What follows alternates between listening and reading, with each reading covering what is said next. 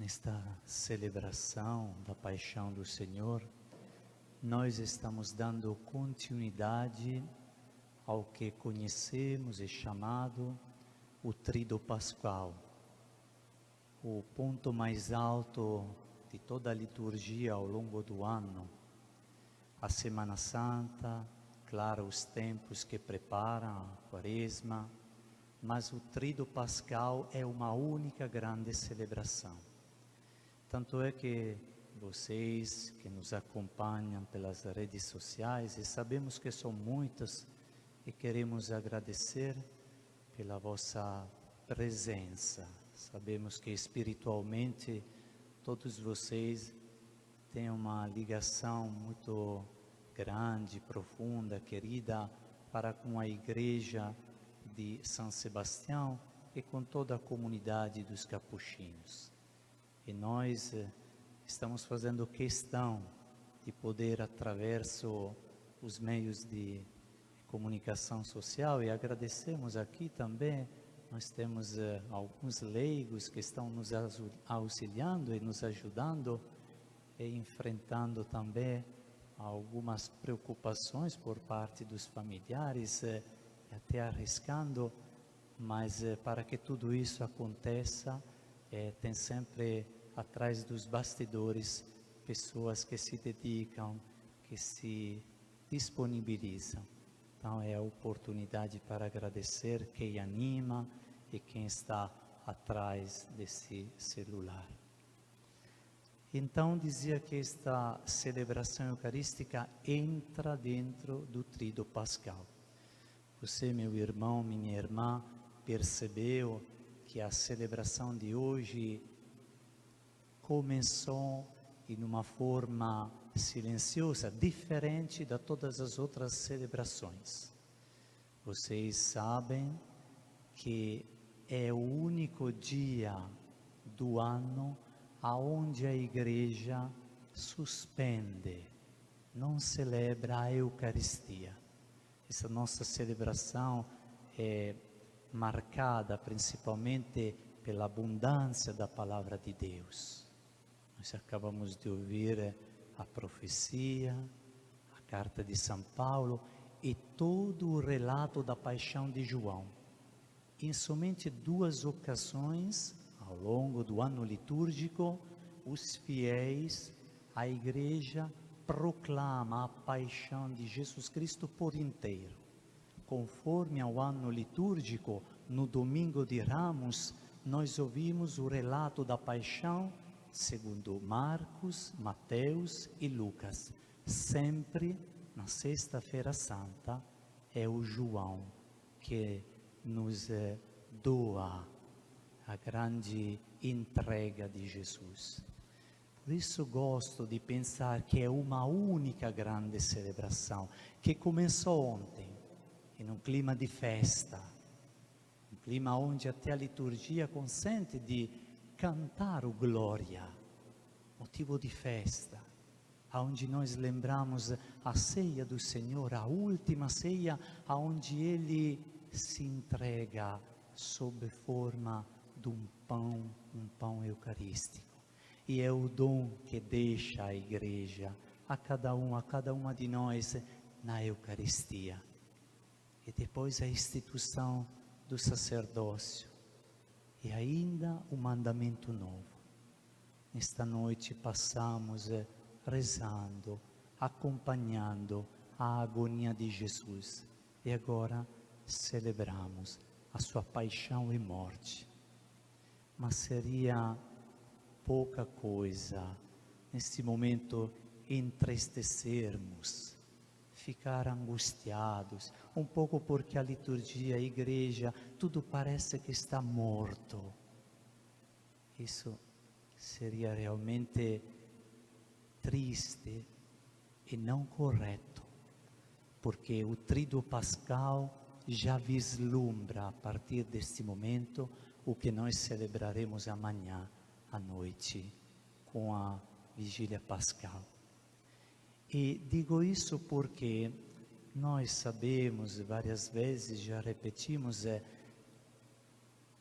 o anúncio cristão, o primeiro anúncio, era um anúncio oral, o que nós conhecemos com um termo técnico, querigma, que significa exatamente o anúncio da salvação.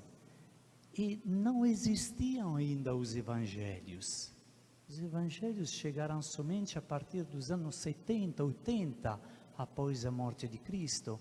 Encontramos uma primeira carta de São Paulo aos Tessalonicenses, mas escrita, a forma que nós temos agora, só muitas décadas depois. Então, os apóstolos, as mulheres que foram ao túmulo, começaram a anunciar a Páscoa de ressurreição oralmente. E era tudo aqui, o âmago, o centro, a alma de todo o Evangelho, era exatamente que Jesus o Cristo, o Filho de Deus, Ele que se encarnou, que passou no meio de nós fazendo bem, Ele morreu e ressuscitou. Os evangelhos são construídos, escritos, no redor deste grande anúncio. Por isso o Tríduo Pascal é sim uma celebração separada a cada dia, mas é um tripé. É um tripé, se você tira um pé, cai tudo, desmorona tudo. Exatamente, nós não podemos celebrar só a ceia do Senhor, ou somente a paixão de Cristo, ou só a ressurreição. Tudo é juntos. E é muito bonito saber que realmente Cristo Jesus, e tudo o relato da paixão nos indica, não procurou atalhos. Sabia, veio no mundo para resgatar a humanidade, para salvá-la e revelar o rosto misericordioso do Pai. Sabia, essa era a sua missão. Escolheu alguns para que se tornassem mais íntimos na caminhada e que dessem continuidade a esse anúncio. Então a nossa celebração se compõe, como já estamos vivendo, da grande parte da palavra de Deus. Logo após dessa reflexão, nós teremos a oração universal. A igreja intercede pela humanidade inteira e hoje ainda mais. A igreja coloca uma intenção que acontece agora, nesse tempo histórico, para que acabe a pandemia, para que possamos se voltar ao nosso dia a dia. Então a igreja se faz instrumento para interceder, olhando o Filho que se doa por nós ao Pai. E depois a adoração à cruz. Meu irmão, minha irmã, você que está em casa, com certeza na sua casa deve ter uma cruz que está pendurada no seu peito.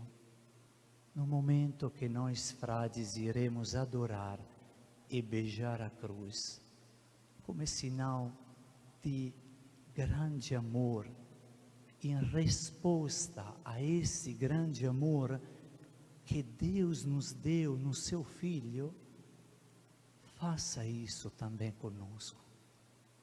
Viva este momento.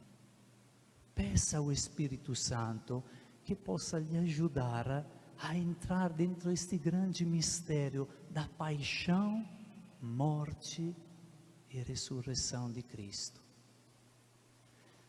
Tem algumas outras duas coisinhas que gostaria de compartilhar com vocês.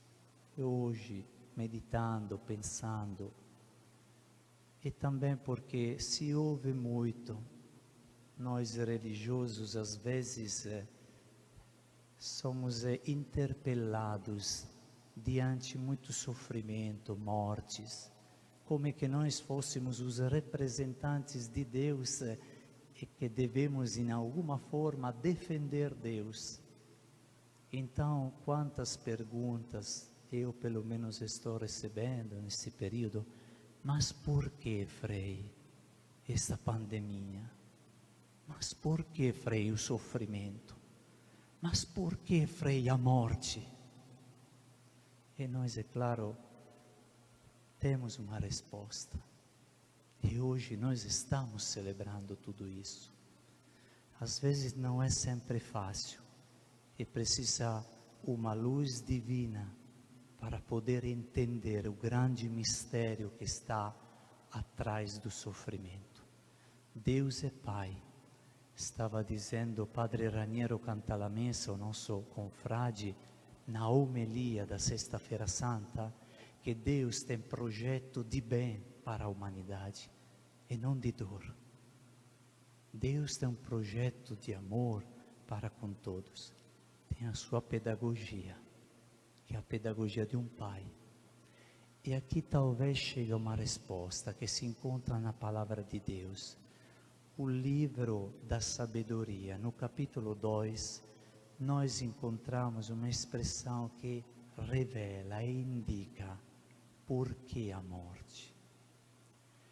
Foi por inveja do diabo que a morte entrou no mundo. Palavra de Deus. Sabemos que foi pela desobediência de um anjo que se separou de Deus. E quando Deus criou essa obra-prima do mundo e colocou o ser humano, isso é bonito, é interessante repeti-lo e relembrá-lo, que Deus não pensou na morte. O seu primeiro projeto com a humanidade não era o sofrimento, não era a morte, mas por causa do pecado, a morte entrou. O agulhão que o pecado injetou no ser humano, esse leva à morte.